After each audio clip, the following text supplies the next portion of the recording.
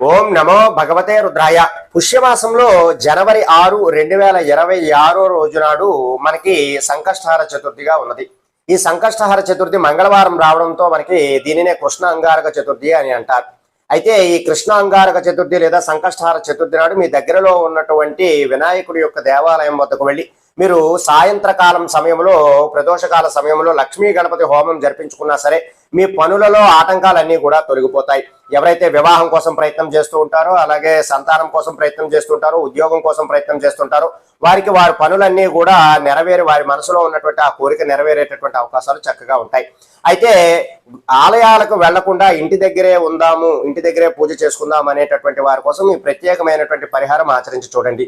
ముందుగా మీరు ఒక పీటను తీసుకుని ఆ పీటను చక్కగా అలంకరించుకొని మీరు 21 జిల్లేడు ఆకులను, తెల్ల జిల్లేడు ఆకులను తెచ్చుకొని వాటిని శుభ్రపరుచుకుని గంధమ బొట్టు, కుంకుమ బొట్టు పెట్టి వాటన్నిటిని కూడా శుభ్రంగా ఆ పీట పైన పేర్చాలి. ఆ పేర్చినటువంటి సమయంలో వాటి మధ్యలో తెల్ల జిల్లేడు గణపతిని, శ్వేతార్క గణపతిని ఆ మధ్యలో ఉంచాలన్నమాట.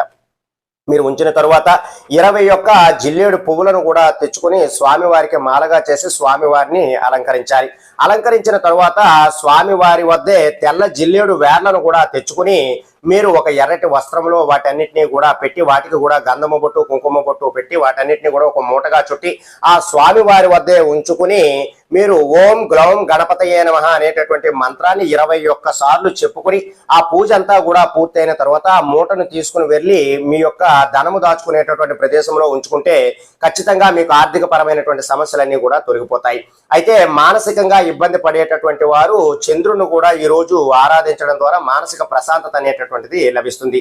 అయితే చంద్రుడికి ప్రత్యేకమైనటువంటి అర్ఘ్యాన్ని సమర్పించాలి.